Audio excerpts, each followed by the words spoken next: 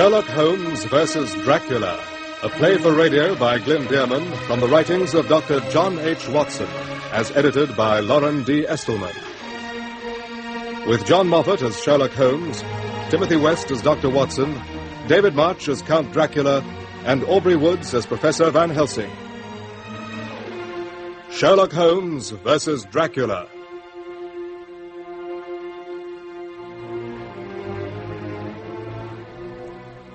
Allow me to introduce myself.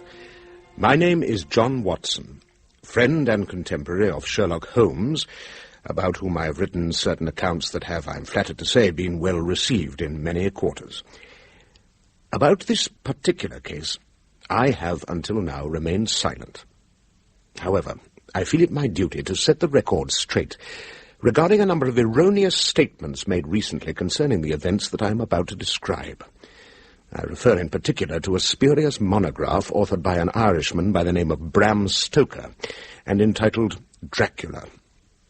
To begin with, the book completely ignores the part which Sherlock Holmes, and to a lesser extent myself, played in bringing that affair to its successful conclusion. Although Holmes does not agree, it is my belief that Stoker was induced by the unscrupulous Professor Van Helsing deliberately to falsify facts in order to inflate his own reputation as a supernatural detective. What follows will show, I think, that I do not make this charge lightly.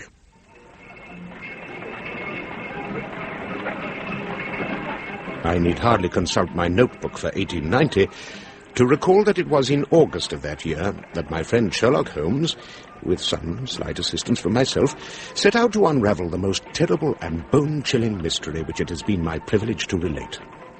The heat wave, which at the beginning of August had emptied London of all those fortunate souls who could afford to leave for the cooler temperatures of the country, had just broken. I had sought to make use of the break by taking the air, and thus giving my long-suffering wife a chance to forgive the unreasonable misanthrope with whom she had been living for the past few days. It was late morning when I chanced to drop in upon my friend in his bohemian lodgings, and I found him hard at work transcribing information into one of those commonplace books upon which so many criminals would dearly love to lay their hands. I settled myself in a chair and waited for Holmes to finish. After a few minutes' silence, he looked across at me. You are right, Watson. Dr. Grimesby Roylott was indeed a murderer and a bully, who no doubt richly deserved his fate. No doubt. My dear Holmes, this is too much. Am I to assume that you have now transcended the bounds of the rational and are competing with palmsters and mind readers? Nothing so mysterious, Watson. There is no magic at 221B, unless one counts the ability to observe and make deductions based on those observations. But I've done nothing that could be observed. I've been a fixture since I sat down. No man is a fixture. He may think he is, and yet by a careful observation of his unconscious gestures, of his expression, and of the direction in which his eyes wander, a close reasoner would find rare instances in which he could not divine the mental processes of a man deep in thought. For example, as you sat down, I noted that your attention was momentarily claimed by my little monograph on poisons lying on the table. It is open at the chapter which deals with vipers and their venom.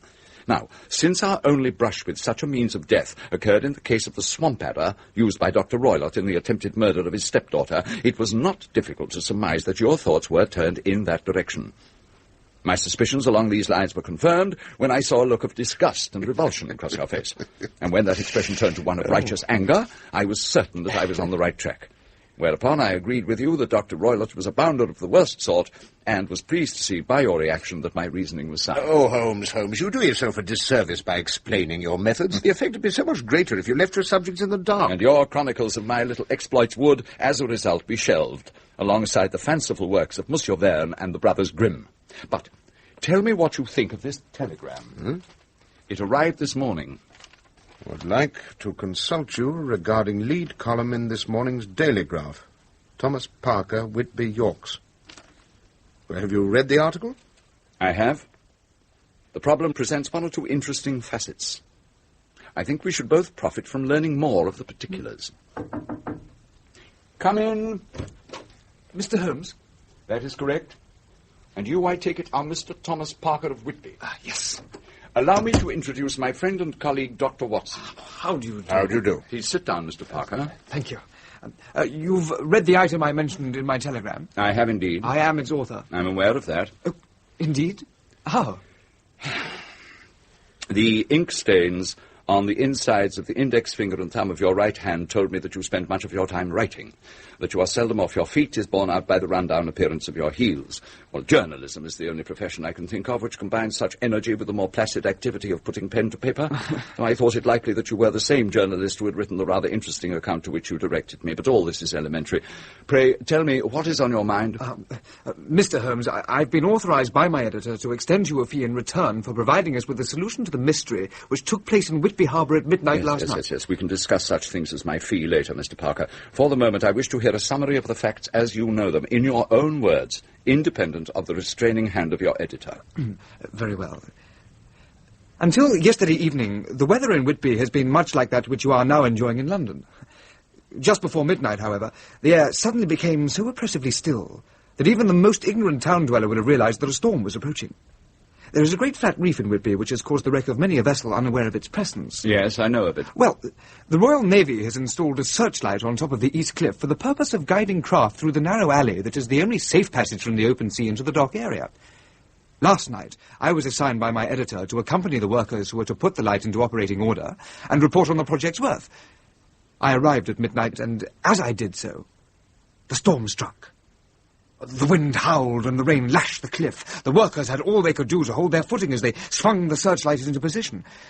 And a great sigh went up when the light was lit and its beam shone out through the rain and darkness.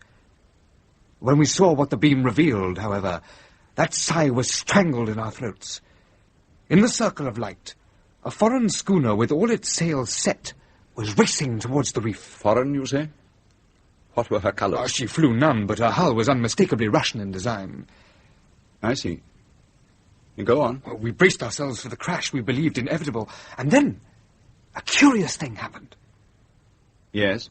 Just when all seemed lost, the wind, which had been raging in an easterly direction, suddenly shifted to the northeast, and the schooner glided smoothly and easily into the harbour. Well, this was so unlike the disaster we had been expecting, and the abrupt change of wind such an unheard-of occurrence that I doubt any of us believed what our eyes told us. Well, I hope I'm not boring you with these details, Mr. Holmes, for I am trying to impress on you what it was like to witness the event. On the contrary, it is a most lucid and informative account. What happened then? Our feelings of joy were premature, for as the schooner slid past, the searchlight fell upon the most horrendous sight. That of a corpse lashed to the helm. Good heavens.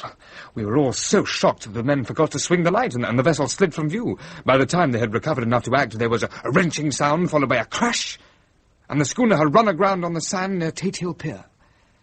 Oh, there is one more incident to tell you, although I doubt it is of much use. Every scrap of information is of use at this point, Mr. Parker. Well, no sooner had the light been trained back on the deck of the ship than something that looked like an immense dog leapt up from below and bounded off into the darkness. A dog? Yes, I assumed it was a pet of one of the crew, but you may have some other theory. As I've told the good doctor here on more than one occasion, it is a capital mistake to theorize before one has all the evidence. But it does seem strange that the captain would allow one of his crew to carry a large pet on board when space is so important. Well, perhaps that is a question best left to a student of the Russian mind. We have yet to establish that the captain and crew were as Russian as the schooner. Yes, excuse me, but has no one questioned the crew about the mystery of the dead man and the dog? That would be quite impossible, Doctor. You see, with the exception of the corpse at the wheel, there was no one on board ship. Good Lord. Tell me, Mr. Parker, who was first on board after the ship had beached? The Coast Guard on duty. Did he examine the dead man? Yes, sir. And threw up his hands in terror as he did so. Indeed. And why was that? Mr. Holmes, I saw the dead man's face when I went aboard. It was distorted so grotesquely that it was difficult to believe that it was the face of a human being. Distorted how? With horror. Naked, unrestrained horror. Such horror as no man has experienced since the beginning of time. Yes. You have a poetic turn of phrase, Mr. Parker. I urge you to put it to constructive use. Describe the body. A man some years past middle age, black-bearded. His hands were lashed to the wheel, one over the other in the manner of a seaman who wishes to prevent himself from being carried overboard in rough weather. The chafing of the cords had cut his wrists to the bone, but it was the object that he held in his hand that claimed my interest. And what was that? A rosary, sir. with the beads wound around both wrists and the wheel. It was a strange sort of thing to find in those circumstances, hence my interest. That is all I can remember, save for the wounds. Wounds? 2 puncture marks at the throat, perhaps an inch apart, ragged at the edges and somewhat puckered. The authorities have asked us to withhold that information to avoid panicking the local population with the fear that a wild animal is loose in Whitby. I assume a physician was summoned? Yes, sir. A surgeon, Mr. Caffyn, was called in to examine the corpse. He declared the sailor to have been dead for at least 2 days. In the pocket of the man's jacket he found a bottle with a number of pages of closely written script rolled up inside. I have since learned that they are an addendum to the ship's log. So far the press have been refused access to it. Excellent. You have a sharp eye, Mr. Parker. And what of the ship's cargo? 50 wooden boxes, measuring some 7 feet by 3, containing nothing but plain earth. I am ignorant as to their ownership or purpose. And the dog? What happened to it after leaving the schooner? No one knows. It has disappeared. An appealing problem, Mr. Parker. Most appealing. Does that mean you will accept the assignment, Mr. Holmes? I shall be delighted. You may inform your editor that Mr. Sherlock Holmes will look into the problem and that he will notify the Daily Graph as soon as he has reached a solution. Thank you, sir. I'm most grateful. Well, Watson, what do you make of it all? It seems a somewhat dark and sinister business. I agree wholeheartedly. There was something aboard that ship. Something that no man could look upon without risking the loss of his life or reason, and it is up to us to uncover it. What about the dog? And the strange wounds on the dead man's throat? Those, my dear Watson, are the mysteries which you and I are going to clear up when we reach Whitby. Unless, of course, your practice cannot spare you for a few days. Yes, indeed it can. I will see to it that all my patients are referred to my neighbour, and inform my wife that she will not see me for a while. Then make haste, Watson, make haste.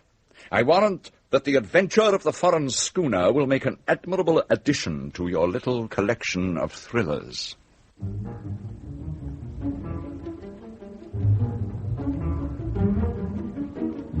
Within the hour, we were in a first-class coach and rattling over the rails on the way to Whitby. Holmes would have none of my attempts to draw him into conversation about the case, so much of the journey was spent in silence. In response to a telegram to Mr. Parker, informing him of the time of our arrival, the journalist was waiting for us when we alighted at Whitby Station. With him was an elderly gentleman with white flowing hair, whom, much to my surprise, Holmes greeted warmly. Good day, Mr. Caffyn. I'm pleased to make your acquaintance. You have noticed the bulge of the stethoscope in my pocket, Mr. Holmes. For a moment I thought that you had done something remarkable. Indeed. Mr. Caffyn has expressed an interest in this affair, Mr. Holmes. I thought that perhaps his findings on the death of the seaman might prove useful. Any information he can supply would be most helpful. It is an extremely puzzling case. How so? I can see no reason for it, and yet I would stake my reputation on the fact that the man died of a severe loss of blood. And the puzzle? Well, with the exception of 2 tiny punctures in his throat, which were far too small to be the reason for the loss, there were no wounds to be found on the body. I see. And another feature worries me. There was not a drop of blood to be found anywhere on the ship. You have my apologies, Mr. Parker. Until now, I have been referring to your mystery as a little one. I shall not do so again. Have you any new developments to report? Only that early this morning, a dog belonging to a local coal merchant was found dead near Tate Hill Pier with its belly slashed open by a savage claw. I can only think that this discovery must have been a victim of our missing canine. Interesting. Most interesting. But you must be tired after your journey. I have booked rooms for you at the hotel. After you have rested, I would be honoured to take you to the schooner. I think I speak for Dr. Watson as well as for myself when I say we should be most eager to look into your mystery before we rest, Mr. Parker. Yes, indeed. I was hoping you'd say that. I have a four-wheeler waiting to take us to the pier. Have you discovered the name of the schooner yet? Oh, yes, sir. It's called the Demeter.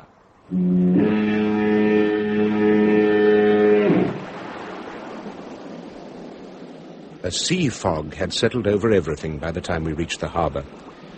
The rather choppy waters had turned a gunmetal grey, and the vessels anchored in the area were reduced to indistinct shadows. Near the base of the pier, the schooner Demeter, with her sails in rags, was perched on a narrow mound of sand. Instead of boarding the ship, as I had expected, Holmes spun on his heel and trudged off across the beach, with head bent and hands clasped behind his back, studying the sand at his feet. At intervals, he flung himself down onto his stomach and peered at something through his lens. I stole a glance at the two men at my side and saw that they were watching him with puzzled smiles.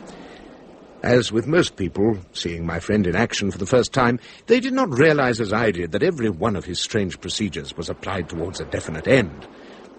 When at last he returned to where the rest of us were standing, he wore a crestfallen expression which quickly became accusing when he turned it upon Thomas Parker. The cargo has been unloaded. Why, yes. Some men came for it this morning with 5 wagons. I was not here at the time and so was not able to question them. Their papers were in order, so they were allowed to take away the 50 boxes, but I mean... It's incredible. You engage me to solve a mystery, and then you make it impossible for me to do so by allowing others to trample all over the clues and take away the one bit of evidence I need to solve the problem. I'm sorry, sir. Come, Watson. Let us board the ship. Perhaps between the two of us we'll be able to piece together what little remains. Of course, Holmes. Of course.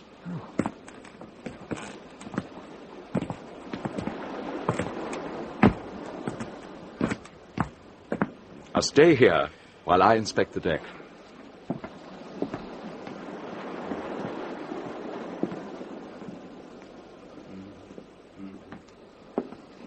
Watson, over here. Where? I can't see you in this confounded fog. By the helm, man.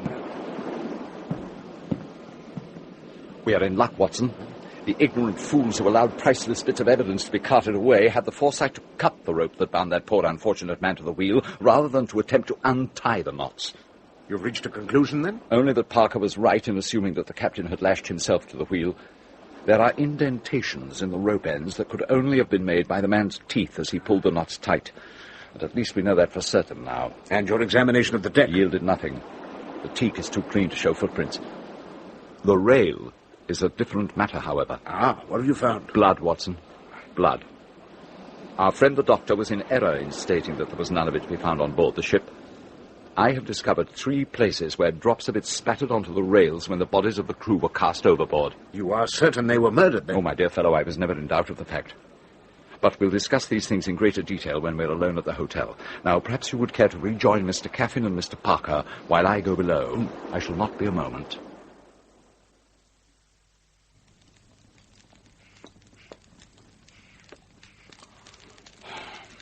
You see, Watson, it was imperative to the murderer that every last one of those aboard be killed.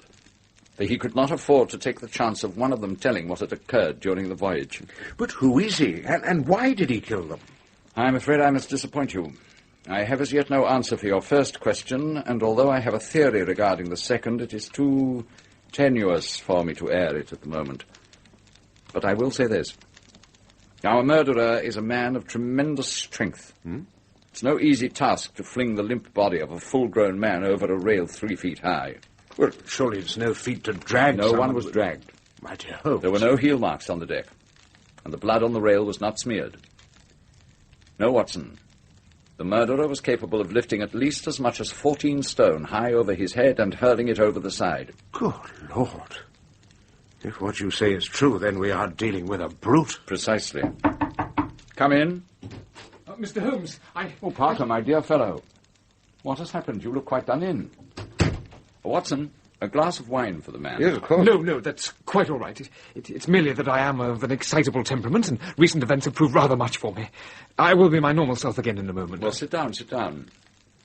How may we be of service to you? I fear you will not be pleased by my answer. I am here to ask you to abandon your investigations. Indeed. I was not aware that my methods were so unsatisfactory. Oh, it's not that, sir. The mystery has been cleared up. May I ask how? This is a translation from the log of the Demeter. All the answers seem to be contained in it. I should prefer to hear your interpretation of its contents, Mr. Parker. It seems obvious enough. The Demeter sailed from Varna on July the 6th. Aboard were 5 hands, 2 mates, a cook, and the captain, who appears to have been the man we found lashed to the wheel. 10 days later, one of the crew was reported missing. A search was launched, but to no avail, and it was decided that he had fallen overboard during his watch. Within a week, another man was lost, under the same circumstances. By the first week of August, only the captain and his first mate were left aboard ship. The captain himself was manning the wheel at midnight on August the 3rd, when the mate, screaming incoherently about something horrible in the hold, scrambled up from below and hurled himself over the side. The captain stated in his August the 3rd entry that he was convinced his mate, then a hopeless madman, was responsible for the sailors' deaths. But what of this entry for the 4th?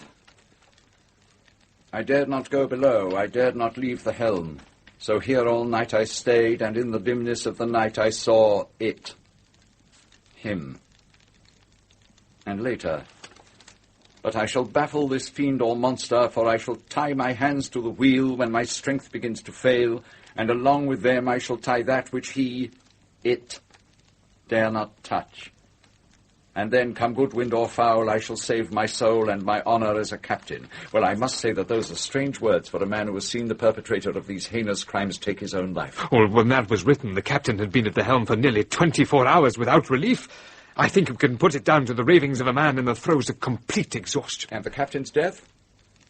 I'm very curious to hear your theory as to the cause of the severe loss of blood. Mr. Caffyn is a fine surgeon, but he is also elderly. I think that perhaps he mistook an anemic condition for blood loss. The man died, I should guess, of heart failure brought on by that same exhaustion which caused his delusions. My word, but you have all the answers.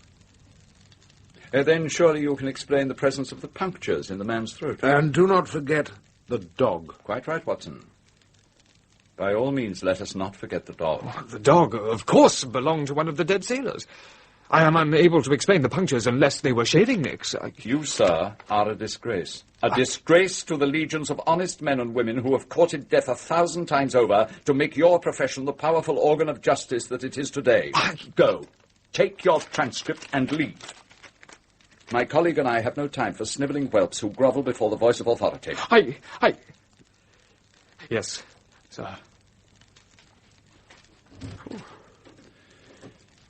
Well, there is one journalist who will think twice before he places himself in the middle again. What was all that about? He's covering up, Watson. Why should he do that? You saw his condition when he came in. Mr. Parker is a very frightened young man. Someone has decided to lay our little mystery to roost. You do not seem surprised at this development. I knew some influence was being brought to bear when I came across sets of wagon ruts leading to and from the stranded schooner. Evidence that its cargo had been carried away. Paw prints left by the infamous dog with a chance to inspect the cargo. All have been lost. I cannot conceive of that being allowed to happen unless the action had already received the sanction of someone in authority. I owe you an apology, Watson. Whatever for? For embroiling you in a case that can never be solved because of the official ramparts which have doubtless already been flung in our path.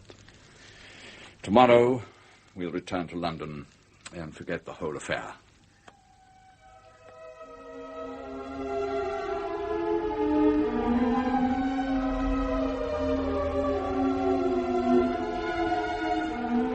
I saw nothing of Holmes throughout the next few weeks, although I read of him a great deal.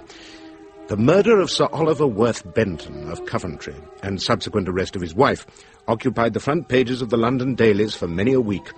And when my friend was able to prove conclusively that Lady Worth Benton was innocent and that the gardener held more than a passing motive for having murdered his employer, one could scarcely walk down to the corner without hearing the detective's name mentioned. As for myself, I was too busy with my practice to leave my consulting room for more than 10 minutes at a stretch, for the end of the holiday season had brought its usual quota of insect bites and summer colds. So I was taken completely by surprise when, shortly after I had retired on the evening of the 27th of September, my wife awakened me to tell me that Holmes was waiting for me downstairs. I'm sorry to disturb you at this hour, Watson, but if Mrs. Watson has no objections, I should like to borrow you for a few days. Something has come up in which your services may prove of considerable value. Well, I don't know if Mary The change will do you good, John. I shall see to it that Jackson takes over your practice. Excellent. Pack a bag, Watson, for you will be staying with me until this business is concluded. I will see to that. Thank you, my dear. Now, what is all this, Holmes? You will find a summary of the events of the past week on the front page of this issue of the Westminster Gazette. I think that one or two of the details may claim your interest. The Hampstead horror? Read on. Although there have been no fatalities as yet, the discovery on Hampstead Heath over the preceding 4 evenings of small children, badly frightened and somewhat weakened but otherwise unharmed except for slight injuries, Brings back memories of the shocking atrocities wrought in the East End by the fiend known as Jack the Ripper 2 years ago. The only information the constables have been able to glean from the young victims is that a bloofer lady, dressed in white, had asked them to come with her into the shadows, and the next thing they remembered was being alone in the darkness until a policeman or early morning stroller came upon them. In all cases, the tots have shown a uniform lack of ability to explain either their weakness or the wounds found upon their throats. The wounds seem such as might have been inflicted by a rat or some equally small animal, and their presence suggests that the culprit called the bloofer lady may be a dangerous monomaniac performing experiments on small children with laboratory animals. What a beastly business. Beastly? Well, yes, I suppose you're right. But come, Watson. Surely your professional altruism is not so fully developed that it has been allowed to impair your logic. What significance, for example, do you attach to the children's weakness and the presence of these singular wounds upon their persons? Well, weakness and dizziness are common reactions to a frightening episode. As for the wounds, it would be foolish to blame them on a chance meeting with a stray animal, since they've shown up on not 1 but 4 successive evenings. I believe the journalist who reported these incidents is correct in thinking that some demented practitioner has been conducting experiments in which a carnivorous beast is set upon a helpless child. The presence of a woman in white would seem to bear this out. Admirable, Watson. I'm pleased to note that the years you have spent observing and chronicling my methods have not been wasted. Oh, then you agree with my conclusion? No, you're totally wrong. Oh. Now, what possible motive could a scientist, demented or otherwise, have in subjecting stray children to the bite of some predatory creature, then releasing them? Surely this person is aware that wounds will result? And yet the period that elapses between the time these tots are reported missing and the time they are returned to their parents is hardly long enough to observe any further reactions. So your crazed practitioner goes out of the window. Well, then I confess that I'm quite in the dark. Why are these children wounded, and what caused the wounds? These are deep waters for me. As deep, perhaps, as those which closed over the mystery of the missing crew of the Demeter? Holmes, you don't think that the two cases are related? The constable who discovered the latest of the child victims described the wounds on the boy's throat as a pair of punctures roughly 1 inch apart and torn at the edges. Now, does this description strike a chord in your memory? The wounds on the captain's neck. Precisely. Now, as soon as your wife returns with your bag, we must be off. Off where? To Hampstead, of course, to explore the infamous Heath.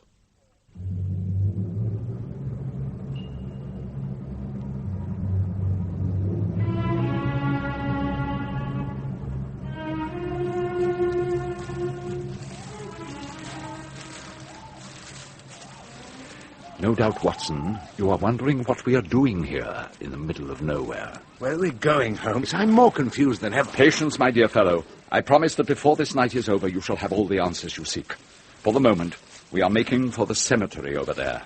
For what purpose? To gain admittance to the white crypt in the center. Come.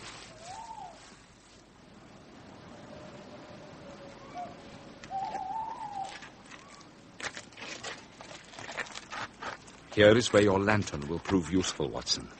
Cast a beam on the lock, and let us see if my talents as a burglar are... Hello. What's this? The door's already open. What can this mean? Draw your revolver, Watson. There is danger inside.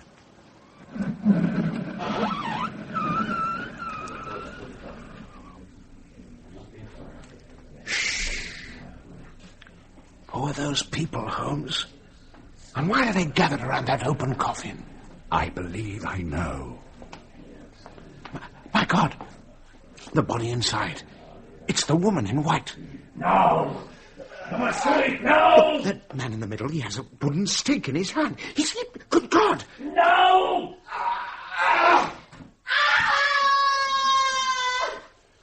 Again! He's killing our Holmes. Look, he's... Wait...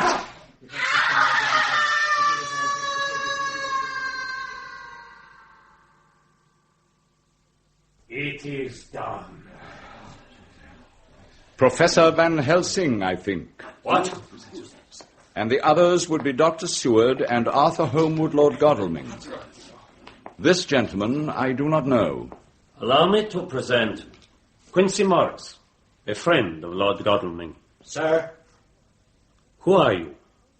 How is it you know my friends' names? My name is Sherlock Holmes, and this is my associate, Dr. John Watson. How do you do? As to the rest, I shall be delighted to exchange information with you in a more convivial setting. I accept your offer, Mynheer Holmes. I have a room at the Berkeley. There you will tell me your tale, and I tell you ours. It is a tale not for the squeamish. It is a tale of Count Dracula.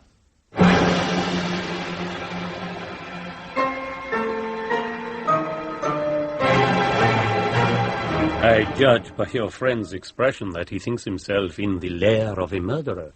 Absolutely. He has not been told? He has not been told for the simple reason that I myself did not know until recently. What exactly do you know, Mynheer Holmes? I know that the woman whose existence you ended so abruptly tonight was a vampire.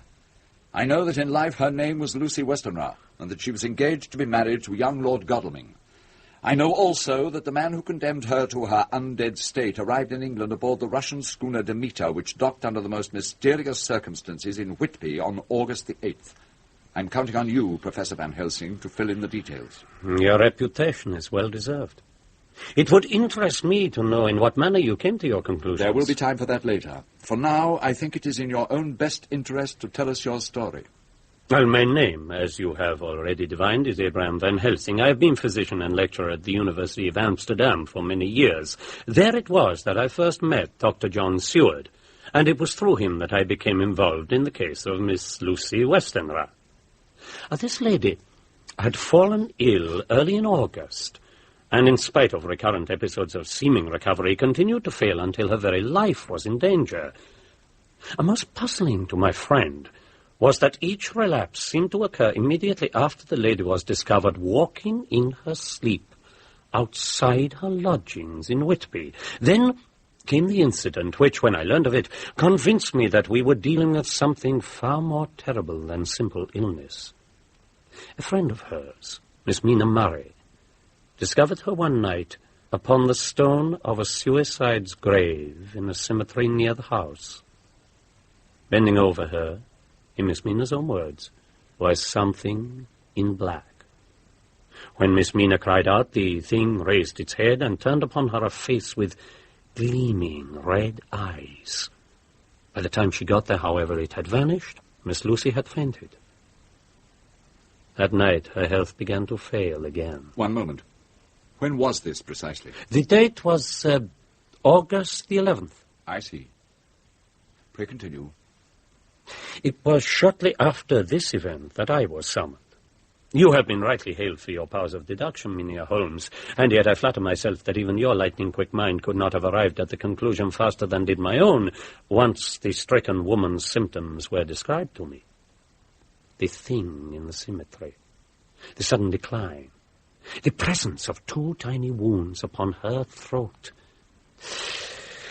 Was there ever a more classic case of the dark things of the night at work than this?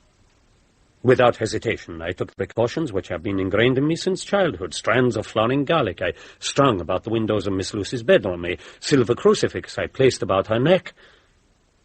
But alas, these were wasted efforts, for I had not taken into account the ignorance of Miss Lucy's mother, who removed the garlic in order to allow her daughter to breathe the night air. If only that were all that entered the room that night. The final decline had begun. On September the 20th, Miss Lucy expired. And on that night, the Bloofer lady was born. What ineffable twaddle! Holmes, this creature is seeking to escape a charge of murder by claiming that he did nothing more than aid in the destruction of a phantom, when it is obvious that his victim was flesh and blood. I never seen a more flimsy attempt at disguising one's guilt. Sit down, Watson. Professor Van Helsing speaks the truth. Very well. Professor, earlier this evening you mentioned a name that was unfamiliar to me. Who is Count Dracula? We struck a bargain, Mynheer Holmes. First, I must hear how you have come to know what you know. Oh, that is of little consequence. After reading in the newspapers of the recent occurrences concerning the woman in white, I came up to the heath, to the spot most frequently alluded to in the reports, I followed what I believed to have been the impressions left by the Bloofer lady's quite tangible feet to the Godalming crypt. After that, it was a simple matter to peruse back issues of the local Hampstead paper until I came upon the death notice of one Miss Lucy Westenra, betrothed of Lord Godalming and attended during her illness by Dr. John Seward and Professor Abraham van Helsing. When I learned that she had been transferred here from Whitby, my interest became acute. I made contact with Dr. Watson, and we travelled to the Heath together.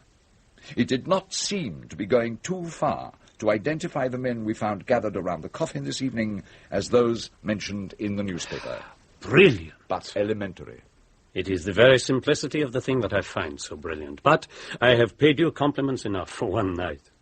Who is Count Dracula? As well you may ask me, who is Lucifer? For the two have much in common. According to my friend, Professor Arminius of the University of Budapest, Dracula was that proud descendant of Attila's who led his horde against the bloodthirsty Turk over 4 centuries ago. Even then, in the days before it is said he offered his immortal soul to the evil one in return for everlasting life, Dracula was spoken of as vampire, berserker. Still is he spoken of as such in the land which once he ruled. Jonathan Harker, in May of this year, journeyed to Castle Dracula in distant Transylvania to aid the Count in purchasing a suitable estate near London. Where is this estate? It is called Carfax. It stands upon a by-road at Purfleet. Mynheer Harker's stay in Transylvania was a circus of horrors, from which he was able to escape only through terrible risk of his life. What took place after this estate was acquired by Dracula, I have been able to piece together from newspapers, from my own experience. The appearance in Whitby of a Russian schooner piloted by a dead man last month, carrying a cargo of 50 boxes of earth, tells me that Dracula has docked in England. He it was who condemned our poor Miss Lucy to her undead state, from which we were able to free her only this evening. As her avengers, our next step is to seek him out in his present lair and destroy him before he can contaminate another soul. Oh, really? I see, Doctor, that you are skeptical. I most certainly am. Well, I once laughed, as you do, at the idea of vampires, of corpses that prey upon the blood of the living. I laugh no more. For I have seen the evidence of their unholy existence. Now I know their strengths and weaknesses as well as I know my own. By day they are powerless, then they rest in coffins upon or beneath the soil of their homeland. Until now, we who have studied Nosferatu, the undead, believed that this of necessity bound the vampire to his native shores.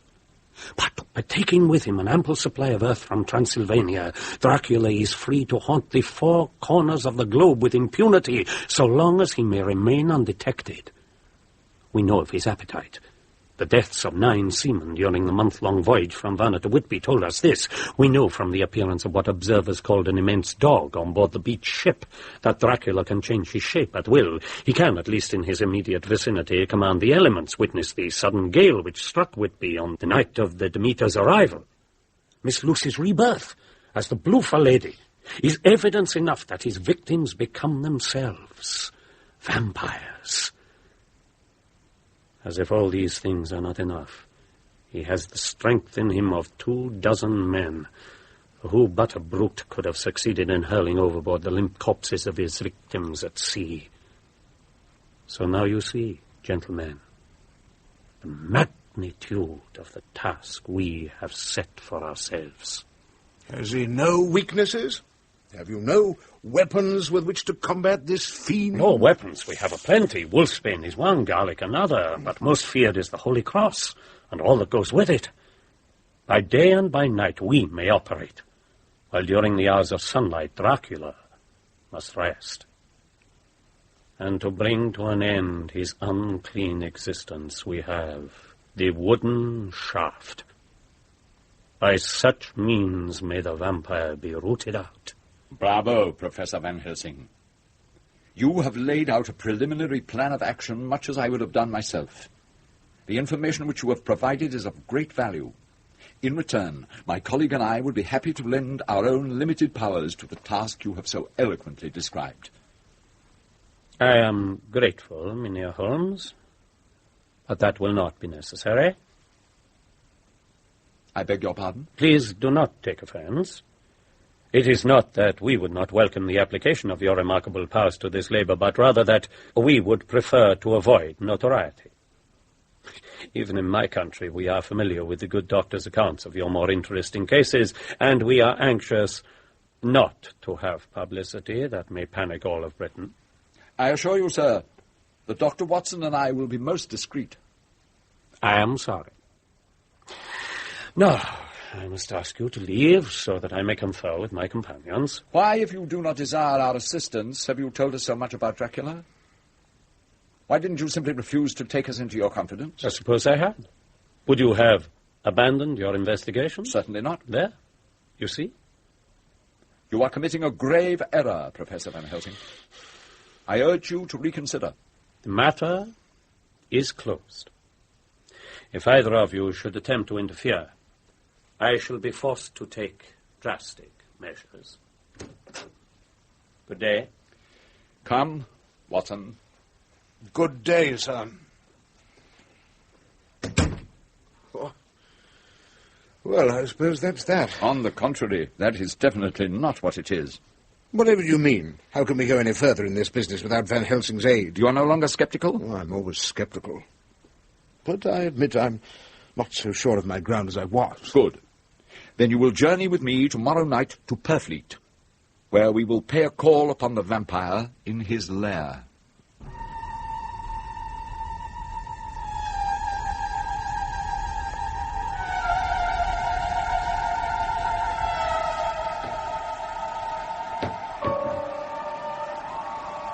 It was not quite dark the next evening when we stood before the entrance to Carfax estate. Even though Van Helsing had not included bullets among the weapons he considered effective against our singular foe, Holmes had insisted we each carry a revolver. I felt as if I were being watched.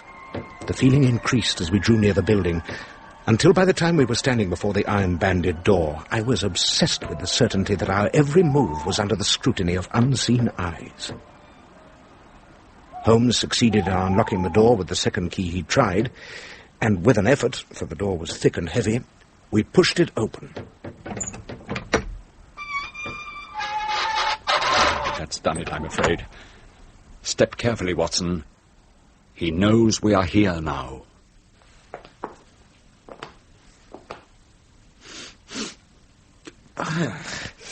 What on earth is that foul smell? Quiet. We'll explore down that flight of steps.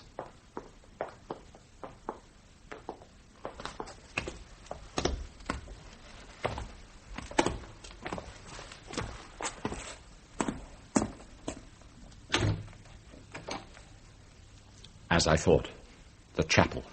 That stench, it comes from here. Raise your lantern. Do you see, Watson? Boxes. Coffin-shaped boxes.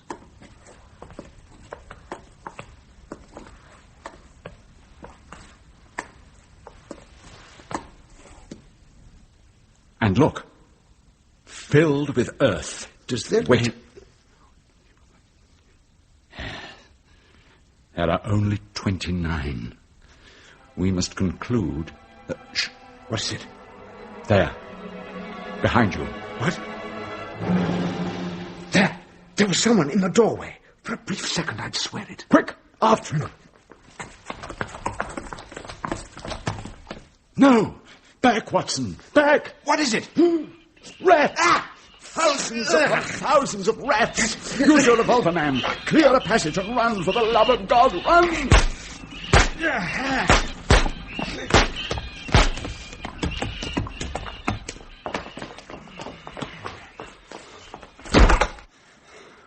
Come, Watson. Let's get away from this place as quickly as we can. Ghastly beasts. Ghastly indeed. And for a purpose. That little demonstration was designed to frighten us off, with great success. Even so, We've won a victory. In what way? We've done nothing. On the contrary, we have determined that the Count has other hiding places. Otherwise, we would have found all 50 boxes of earth in the chapel. And how does that help us? Quick, into the bushes.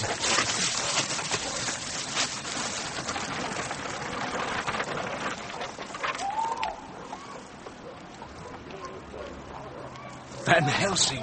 I dare say that the Professor and his companions are in for a reception much like the one given to us. Wait until they're inside, and then we shall make our way home, to Baker Street, and a large whiskey apiece.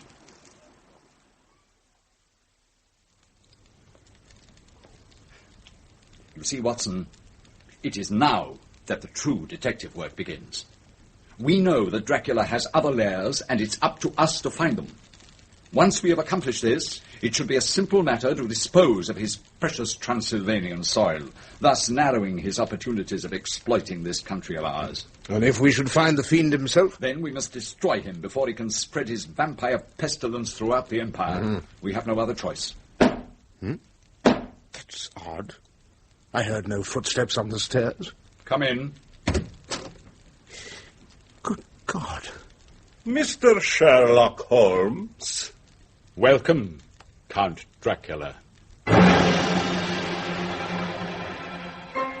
He was dressed entirely in black, his only concession to colour being the silver crook of a massive black cane he carried in one talon-like hand. His face was elongated and high-browed, tilted upwards in the manner of a member of a long and noble line, and pale almost to the point of translucence.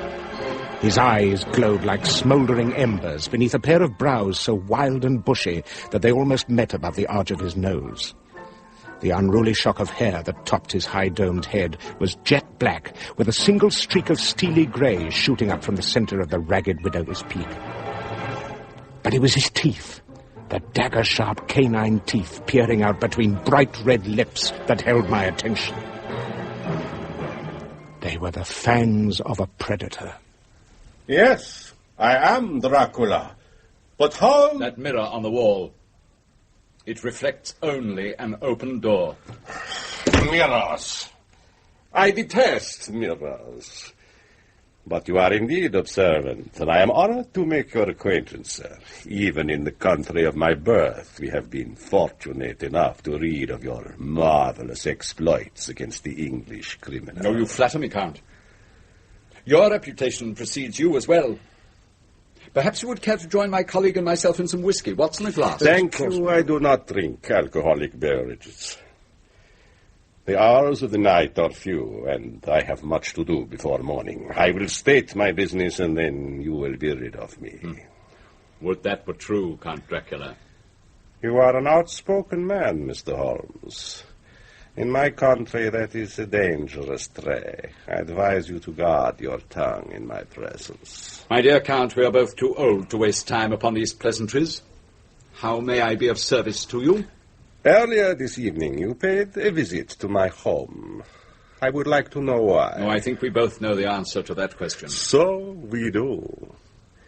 When I learned that it was you who had invaded my Purfleet residence, I realized that my activities in England had attracted your professional interest, an interest which I can hardly afford at this stage of my operations.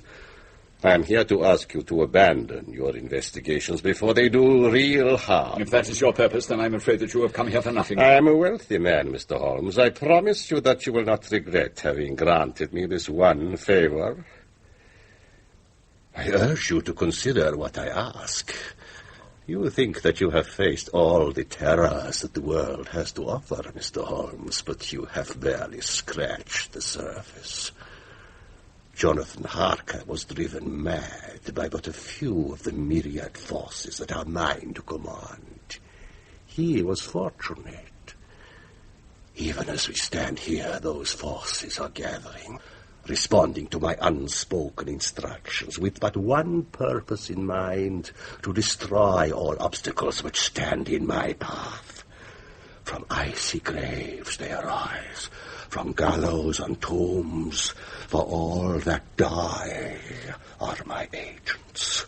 They are the army of the dead.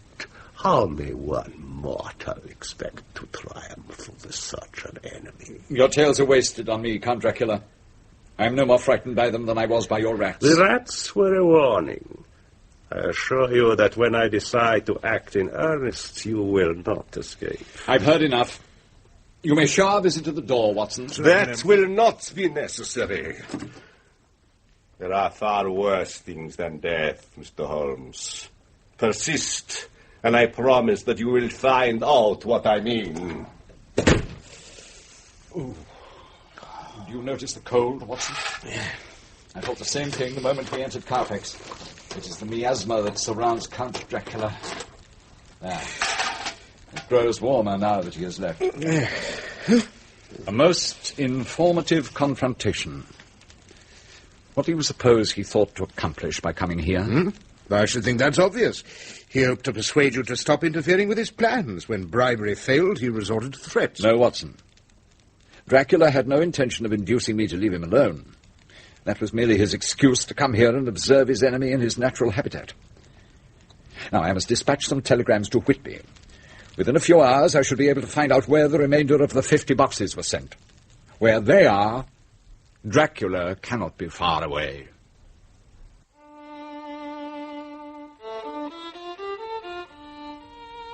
In spite of the cavalier fashion in which my friend had dismissed the fiend's visit, it was obvious that the episode had unnerved him.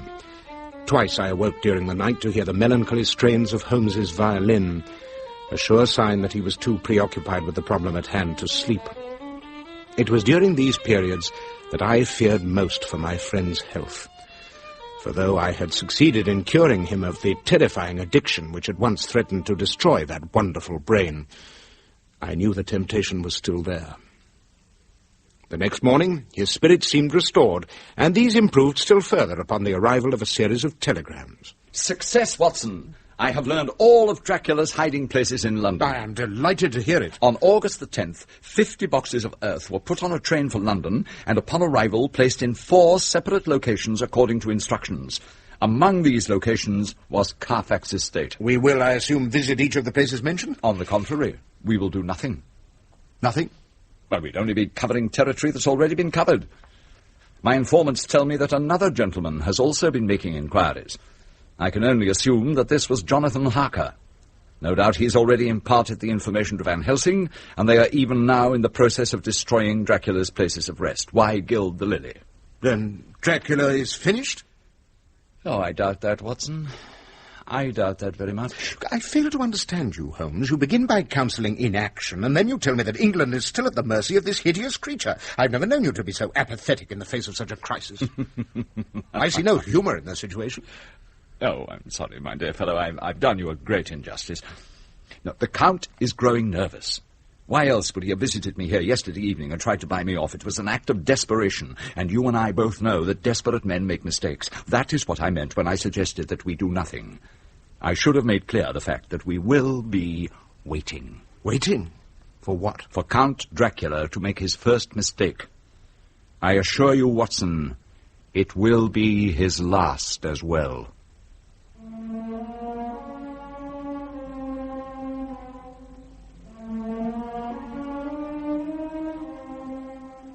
I have never known my friend Sherlock Holmes to be more reclusive and difficult to talk to than he was during the opening days of October 1890.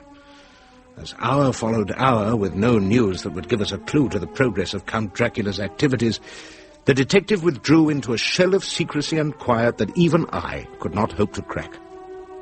It was not until 4 o'clock on the afternoon of the 3rd, when a messenger appeared at our door with a note addressed to him, that Holmes so far unbent as to speak to me in words of more than a single syllable. It's from Inspector Lestrade. He wishes to see me. Now get on your coat, Watson. This could be the news for which we've been waiting. Where are we headed? To the Whitechapel mortuary, where the inspector awaits us. I'm glad you could make it, Mr. Holmes. This is a most serious business we are involved in today. What's happened? The Ripper is up to his old tricks. A mistake, certainly. Well, I wish it was, Dr. Watson. But the evidence is too conclusive. Where is the victim? Under the sheet, over there. I warn you, it's not a pleasant sight.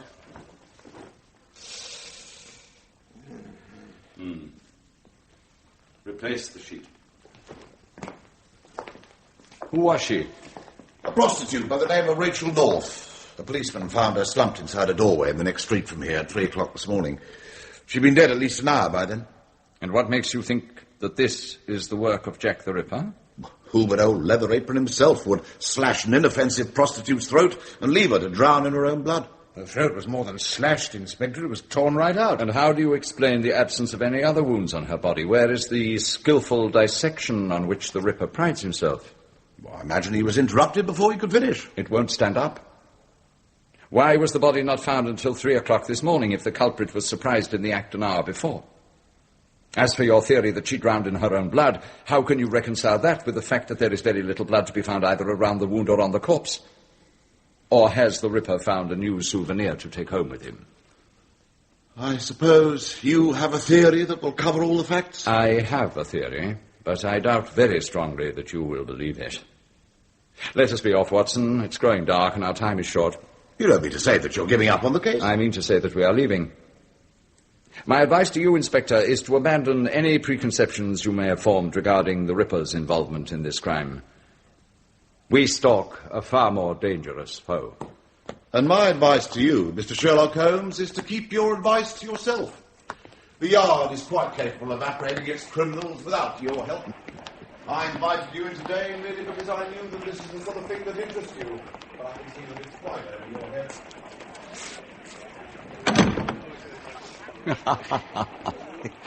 Lestrade never ceases to astound me. Each time I see him, he's grown more stubborn and unimaginative than he was the time before. Do you think it was Dracula who mutilated that poor woman? Who else? It was unlike him, however, to have made such an untidy job of it. I can only think that he's desperate and in a hurry.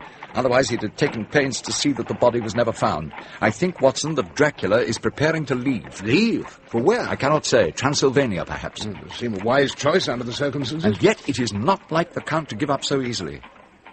He may alter his plans, but it's doubtful that he would reverse them simply because they're known to his enemies. No, Watson, I fear that whatever Dracula's next step may be, it will not be surrender. Well, as long as we're on the subject of the next step, what form will our own take? Tell me, Doctor, why do you suppose our quarry chose Whitechapel as a place to strike, when he had all of London from which to choose? Perhaps because here the prey is easiest? Perhaps, but does the lion ever hunt for food beyond the immediate vicinity of his home? No, never.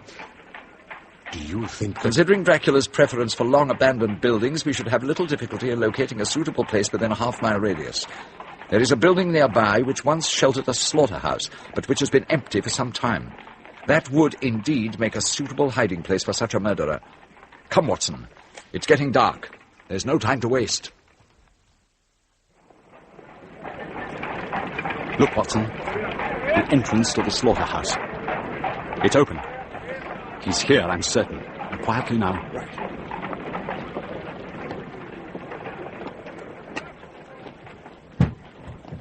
Those men are... Yes. It's one of the boxes from the ship. They're loading it onto that wagon. The Count is preparing for his departure. Any sign of him? No. Wait. It's all ready. Yes, sir. Good. Who's that over there? Good evening, Count Dracula. Fools! What brainless idiots you are to have come all this way to die! Hollow words, Count.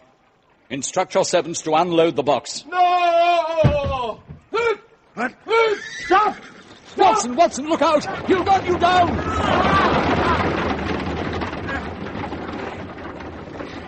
Watson, are you all right? He's escaped, Holmes. Oh, I would rather have him escape 100 times than have you harmed once, dear friend. But cease worrying. We'll find him soon enough. Indeed, and how do you propose to do that? Do you recall the affair of Jonathan Small and his diminutive partner and how we tracked them through London's busy streets?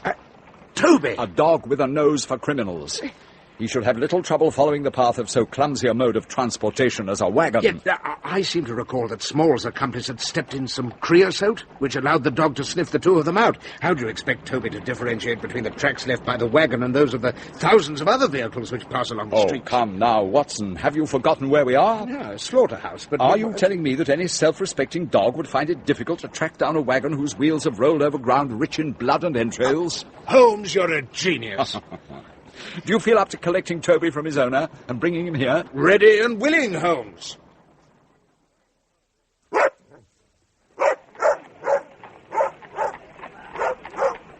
We must have made quite a sight for the early evening strollers in Whitechapel. One man being pulled along by a whooping mongrel, while another hurried along in their wake, puffing and holding onto his hat with one hand.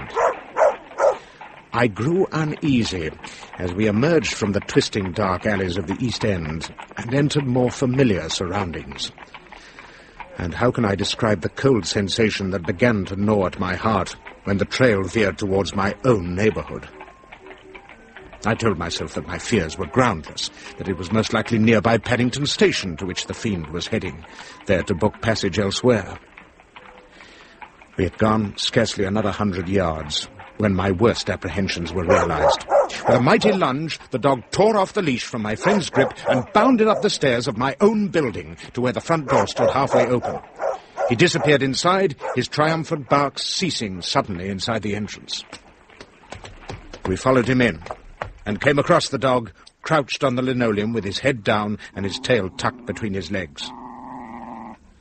At first I could see no reason for this curious behavior, but slowly I became aware of the strange and terrible aura that filled the hall. It was the unearthly chill that Count Dracula took with him from the grave. He's been here, Holmes. Oh, sir, is it you? Who's that? It's Mrs. Barton, sir, from next door. Where's my wife, Mrs. Barton? What's happened to her? Gently, Watson, gently. There, Mrs. Barton. There's nothing to be afraid of. Tell us what happened. I was visiting Mrs. Watson, sir. She was feeling poorly and I was giving her tea. And then the door bursts open and in he comes. Tall he was, all dressed in black with eyes blazing red as coals. Go on. Mrs. Watson was in her robe and nightgown. She gathers them round her and demands to know who he is and what he's doing here. You are Mary Watson, he says. I am, says she. My time is short and I've a long journey ahead of me, he says. Come. He swung her up in his arms and he carried her, kicking and screaming she was, to the door. There he stops and looks back at me. He had the devil's own eyes. They burned like all the fires of hell were behind them. I thought it was over for me. Mrs. Watson had fainted, and he held her like a rag doll. Then he said, inform the doctor that no harm will befall his wife if he and his friend do not follow. Then he ups and vanishes into the fog at the top of the steps. Oh, God. I was scared stiff he'd come back for me, so I ran and hid myself in the closet. When I heard the door opening, I was sure he'd come back for me, but then I heard your voice, Dr. Watson, and I'd come down. Now, one more question, Mrs. Barton. Yes. Did he say anything about where he was going? No, sir. But after he left, I thought I heard the wheels of a wagon or a four-wheeler going off in the direction of King's Cross. I see. Thank you, Mrs. Barton. You have been most helpful. Now, you'd better go home now. You will be quite safe. Thank you, sir. He has her. The fiend has my wife. It is my belief that the Count is a man of his word. I have little doubt he will release Mrs. Watson unharmed if we do not follow. And then what? Whose wife will be his next victim? We cannot afford to let this vile thing remain on the face of the earth, Holmes, no matter what the cost. Even at the risk of your wife's soul? Even so. Good fellow. How can I help but take you for granted when your character is so consistently strong? We will return Toby to his owner and then be off to King's Cross Station. This tale will have a happy ending yet. The third clerk we talked to at King's Cross remembered having sold a ticket to Whitby to a tall, dark man, but expressed no recollection of a woman answering to Mary's description in his company. He did recall, however, that the passenger had an oblong box with him which was loaded into the guard's van, and that it took 3 men to lift it. He told us the next train to Whitby was not until 6 o'clock the following morning. Too late. It's as I thought. He has her shut up in the box. What now? It's 10 o'clock at night. The villain has a head start on us and we have no way of following. On the contrary, Watson. I know of a certain coachman not far from here who can match the fastest train on the isle. With his help, we may be in Whitby in time to apprehend Dracula before he leaves the country. I shall not attempt to describe the harrowing journey we took between London and Whitby, other than to say that it aged me considerably. All that night and throughout the next day we travelled, stopping only 3 times to change horses. But we were hampered by thick fog, and when we finally arrived at midnight on October the 4th, we knew it had all been to no avail. The train had arrived hours before us. Do not be depressed, Watson. I think I know where our quarry went from here. Driver, to the shipping offices at the docks. Someone there should remember a man of Dracula's description, booking passage for himself and a large box of earth. We were in luck. The clerk at the first shipping office we went into had served a man answering to Dracula's description earlier that evening. He had booked a passage for himself and an oblong box on the Tsarina Katherine, a ship sailing for Varna on the Black Sea at 8 the following night. Varna, the Demeter's port of departure. We lost no time in making for the dockside, and soon came across one of the men who had helped Dracula. A surly fellow. Yes, I remember him. He wanted a box loaded onto the Katherine. Offered to pay well, he did. But first he wanted the contents transferred to an empty crate that was lying on the dock. What? And the box filled with sand from the beach. By the time I got back with the sand, the crate was gone. And when the box was filled, he told me to load it onto the Katherine. So the box on the Katherine is a decoy. What sort of a creature are you, to help another in the abduction of an innocent woman for a mere piece of gold? What kind of bilge is that? There wasn't no woman with him, abducted or otherwise. And where is this crate you mentioned? Oh, search me. Like I told you, it was gone when I got back with the sand. What ships have left this harbour within the last hour? 2, I think. I heard a steamer blowing its whistle half an hour ago, and I hoped an American clipper cast off a bit before that. They must both have been overdue, else they wouldn't have left till the fog lifted. What do you know of these vessels? The steamer would be the King Henry, bound for Australia. The other's the Baltimore, trader out of Boston. Where is my wife? The mesmeric powers of the vampire are nearly without limit, as you know only too well, Watson. It is likely that Dracula commanded her to remain out of sight until he had concluded his business. Where can we hire a motor launch? Who are you? What you want about? I've a good mind to call for a Coast Guard, have you both arrested. Who is this bloke you're after? What's it to do with you? I will explain. My name is Sherlock Holmes, and my companion... You're Sherlock Holmes? That is correct. Oh, I've been waiting a long time to meet you, Mr. Holmes. My name's Ned Bridger. Well, surely you remember my brother Morgan, who was skipper of the Alicia, when it sailed into that patch of fog in the Channel 10 years ago. Your gratitude is misplaced, I fear. The disappearance of the Alicia is one problem I was never able to solve. But you proved from a brother's record that whatever happened to that ship couldn't have been due to any error on his part, as the authorities said.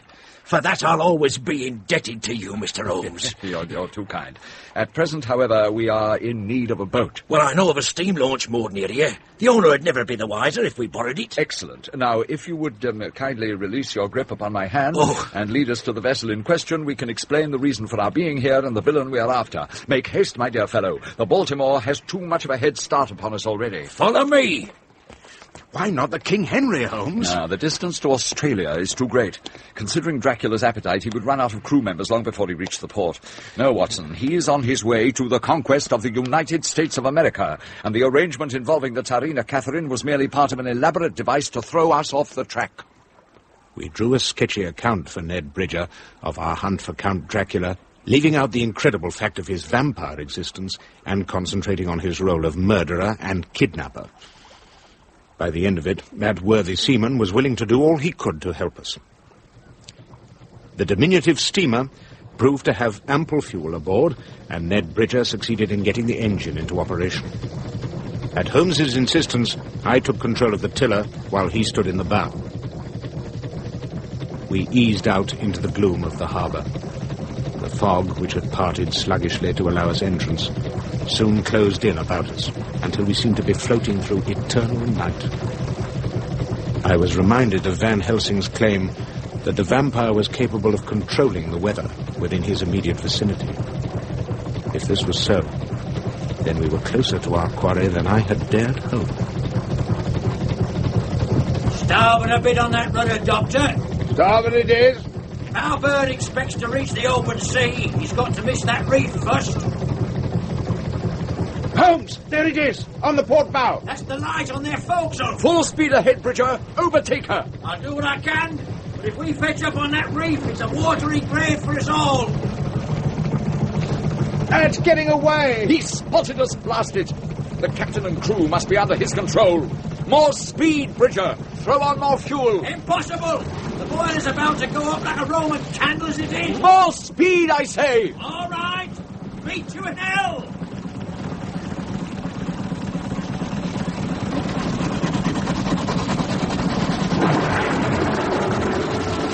Good heavens! This is Dracula's work. He's using the weather to elude us. The boiler's going to blow! Can you swim to the shore from here? I'll swim further! Then let me have the throttle and you jump overboard. Watson and I will take it from here. This boat is my responsibility. I'll not turn it over to any landlubber. Don't be a fool, Bridger. You have nothing to gain by these heroics. Sorry, mister, I can't hear you. Holmes, look! The Baltimore's turning. It's heading straight for the shore. It's heading straight for the reef as well. Dracula must be unaware of its existence. Oh, Mary! Holmes, look! On the deck of the Baltimore, there are men leaping into the sea. Yes, no doubt they prefer the ocean to the reef. The boiler's going! Into the water, Watson! No, Holmes! In you go! The water was cold as death, but that was hardly my first concern. There was a tremendous explosion, and the harbour was thrown into blazing brightness. Debris of the steam launch splashed down around me. My first thought was of Holmes. Had he, too, succeeded in quitting the craft before the boiler burst? Holmes! Holmes! There was no reply, just the thunder and pouring rain. This, then, was how it ended. All the deduction, all the hours spent poring over clues and following the trails left by criminals throughout England and the continent, all the telegrams from the powerful and the destitute, requesting aid in solving mysteries of the most baffling nature, all had come to nothing more than an icy grave in a remote English harbour. It was with lead in my heart that I began swimming towards the shore. And then I saw it.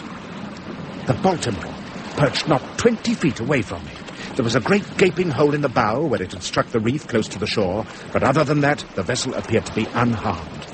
My relief upon spotting the evidence that my wife may not have perished was tempered by a sobering thought. Where was Dracula? In the next instant, my question was answered, for a jagged streak of lightning illuminated the scene, and I saw the fiend standing on the forecastle, holding the limp form of my beloved Mary. Whether she was alive or dead was something I could not tell at that distance. For a long moment we were motionless, glaring at each other across the score of feet that separated us. Then Dracula turned and disappeared into the captain's cabin. That I had been challenged to follow was a certainty. I felt a chill that had nothing to do with the temperature or my soaked condition. Sherlock Holmes was dead, and I was alone against Count Dracula. I struck out towards the beached vessel in search of the best way to board her without being observed by the vampire, and had waded stealthily into the shadows on the clipper's far side, when suddenly a hand was clapped firmly over my mouth. The slightest sound would prove disastrous to our plans. Holmes! What miracle is this? How is it that you survived that terrible explosion? Surviving that terrible explosion was not as difficult as you might think, for the simple reason that I was not there when it occurred. I jumped. Wonderful. But where's Bridger? Is he with you? No, Watson. He is not. Do you mean? I jumped with Bridger's assurance that he would be right behind me. Whether he was telling the truth or not is a moot point, since the boiler blew just as I hit the water. He did not have time to jump. He was a brave man. And it's up to us to see that he did not die in vain. You saw Dracula a few minutes ago? Yes. He has Mary with him. So I observed. Under the Count's manipulation, she appears to have exchanged the role of hostage for another one as bait. I am dead, or so he thinks. He has so far underestimated your intelligence as to believe he can lure you into a trap. You will, of course, not disappoint him. What do you mean? I will give you 5 minutes. Enter the hold through the aperture in the bow. Dracula will not be expecting that. It's too obvious. Wait until you hear 2 gunshots outside. Ascend to the deck and make your way to the captain's cabin, where you will find your wife waiting for you. When you have her, shout it out for all the world to hear. Then make for the shore as fast as possible. I don't have to remind you that Mrs. Watson's life, as well as your own, depends upon the speed you will be making. And what will you be doing all this time? I am going to create a diversion. Charted yourself a dangerous course. 1 hour at sea, and already your speech is becoming nautical. But speed is vital, Watson. We've wasted one of your allotted 5 minutes already. I climbed through the hole in the clipper's bow and picked my way down the tilted deck towards the wooden ladder that led into the open, there to await Holmes's signal. As soon as I heard the shots, I lost no time in clambering up the ladder. My alacrity nearly cost me my life. No sooner had I reached the top deck than I felt a sudden chill. Immediately I dived to the nearest shadow. From between the captain's cabin and the starboard railing, I saw a black-cloaked figure hasten past within touching distance of my hand. I ducked in through the doorway of the cabin as soon as Dracula's back was towards me and peered anxiously through the gloom. There was Mary. She looked very frail indeed.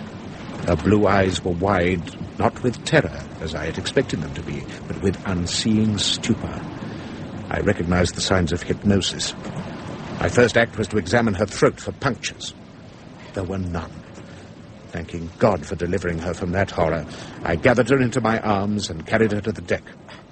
Dracula was speaking as I got to the door. So, you live still. Did you think I would go to my grave and leave you here to prey on whom you please? Where is your companion? I have her, Holmes. What? Run, Watson, run! No, I don't... Fire, your pitiable weapon, Sherlock Holmes. See what good it does you.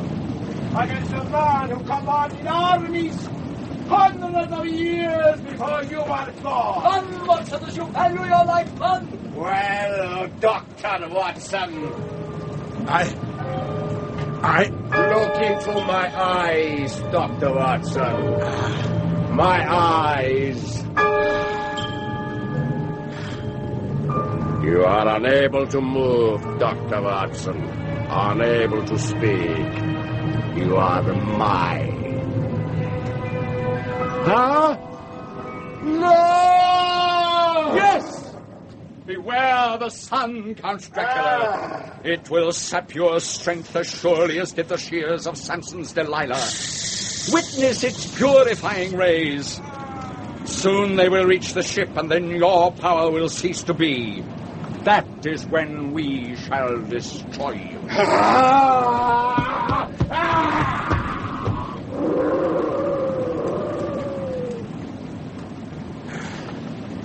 Are you all right, Watson?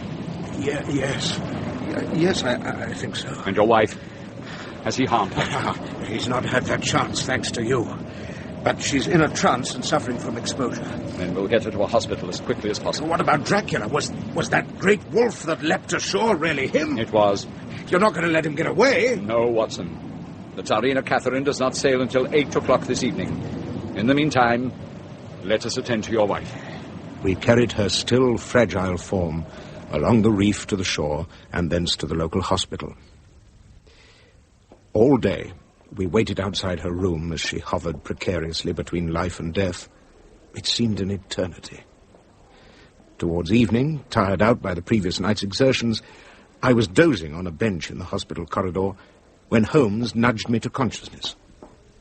Watson? Oh, no. What? I'm afraid I shall have to leave you for a while. Huh? Are you not going to wait for word on Mary's condition? The Tsarina Katherine sails at 8. It's now considerably after 7. Oh, yes. I have less than 45 minutes in which to return to the docks and settle the vampire's fate for good. I pray that Mrs. Watson will be out of danger by the time I return. I'm going with you. No. You would be worse than useless with your wife in her present condition. Besides, what will she think when she awakes and you are not there? No, Watson, no. You owe it to yourself to remain here. I will see you later.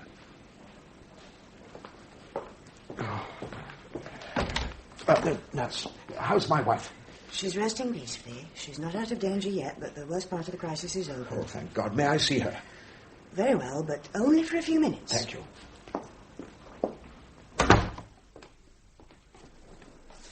Mary? I knew it was you as soon as I heard your footsteps. I'm something of a detective myself, you see. My dear. You look as if you could use a bed yourself, Dr. Watson. Dracula! Do not fear. I have not come to do mischief. Then why are you here? And where is Holmes? Your friend, I suspect, is in the process of discovering that I am not on board the Tsarina Katherine. He will no doubt quickly piece together my movements since leaving, and will soon be on his way here. My time grows short. My business will not take more than a moment. And what is your business? Curiosity, Dr. Watson. Curiosity? I can understand Professor Van Helsing's motives in wishing to destroy me. To Sherlock Holmes, I am a challenge, and I have learned from your accounts of his adventures that he cannot survive without such challenges. It is you, Doctor, whom I cannot comprehend. I am at a loss to explain your purpose in pursuing this dangerous path. I speak not of your wife's abduction, although why you should jeopardize her safety by continuing your pursuit is a problem in itself.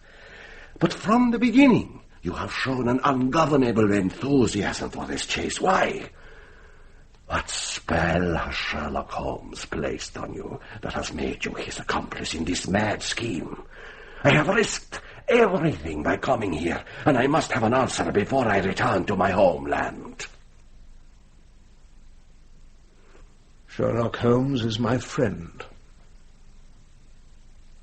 That is your answer? It is the only one I have. I see. I must go.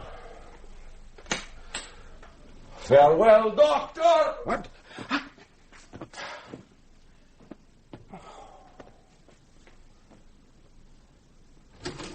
Where is he? He dived out of the window, Holmes, and suddenly he became a great bat. He's on his way back to the Tsarina Katherine, no doubt. Your wife, Watson. Has he harmed her? No, he didn't touch her. What did he want? He wanted to know why I should wish to aid you in your pursuit of him. Oh. And, did he receive an answer? Yes. Thank you, Watson. Well, what about Dracula? Are we going after him? No. His ship will have sailed by the time we reach the docks. The crew were making final preparations when I left. He will not touch ground again until he reaches Varna. Well, what is stopping us from following him to Varna and resuming our pursuit? I think, Watson, that we shall leave that task for Van Helsing and his friends. Our part in the drama ends here. It is not like you to quit a case before it is finished, Holmes. Most it is finished. We have accomplished what we set out to do. But what if Van Helsing is unable to trace Dracula back to his homeland in a year's time? The fiend may try again. Do not underestimate the Professor. He is a relentless man. He and his companions will follow Dracula night and day, and they will not give up until they have sent the sanguinary Count to the eternal rest that has been waiting for him for over 400 years. Our reward is the knowledge that it is we who put him on the defensive and rescued England from the vampire's clutches. I think that is enough for two middle-aged men. Don't you?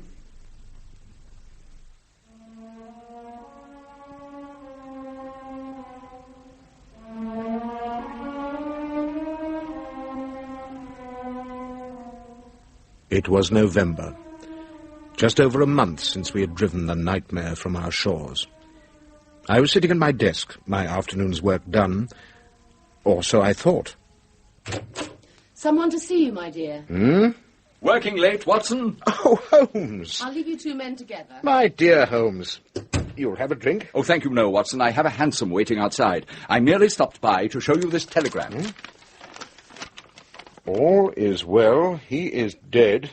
For services uninvited, gratitude. V.H. Varna. V.H.? Van Helsing. Oh. It appears that Dracula's threat is ended. Reluctant though the Professor's thanks seem, they are the mark of a proud man, and I shall be glad to add his telegram to my collection of memorabilia. I did not know that he was aware of our continued involvement in the affair. I told you before not to underestimate him. But I must go. I have a small matter awaiting my urgent attention. Well, could I... Oh, no, my dear fellow. I wouldn't dream of taking you away from your practice so soon after the last time. Besides, the affair may prove dangerous, and your wife... Well, Mary'll understand. No, not when she is informed of who it is that has crossed my path yet again. Who? Can you not guess? One as evil and cunning in every respect as the fiend whose life we now know to be over. Not? Yes, Watson. Professor Moriarty is up to his old tricks again. That's it. No, do not attempt to dissuade me, Holmes. It would be useless. I'm coming with you. Mary!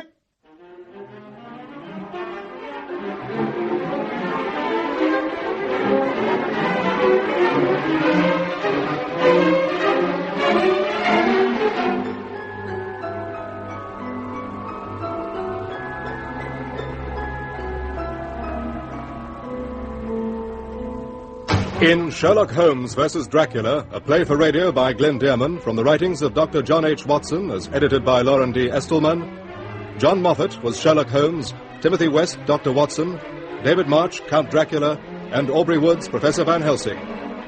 Parker was played by Michael Maloney, Bridger by John Hollis, Mrs. Barton by Katherine Parr, Mr. Caffyn by Noel Howlett. Inspector Lestrade by Nicholas Courtney, Mary Watson by Theresa Streatfeild, and The Vampire by Francis Jeater. The play was directed by Glenn Dearman.